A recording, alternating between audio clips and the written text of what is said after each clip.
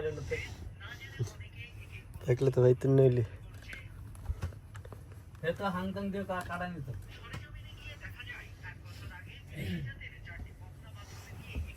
তো যাই হোক আল্লাহর রহমতে একটা জিনিসই কি যে কাজ করছি বেতন লয়ে আইছি ইনশাআল্লাহ কেউ বেতন মারিয়া খাইতে পারবে না 200 এডি ধরি নি কিন্তু 1000 টাকা কেউ খাইতে দিনি 1000 টাকা হিসাব করছে বাংলা 5000 ওইটা ছাড়ি নি না সারণ যেত না ওইটাও ছাড়ি নি ওইটা জিততে হইব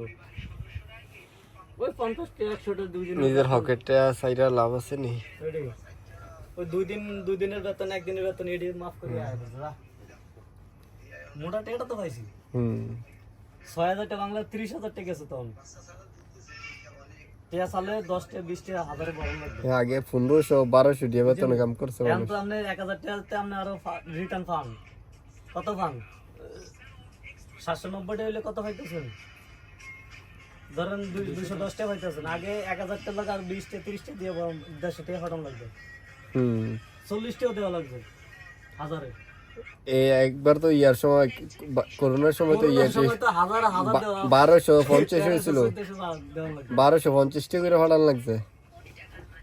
রে সব আমি রাইকে রাখছি ফাড়াম পরে কমলে দিয়ে আর বাড়ে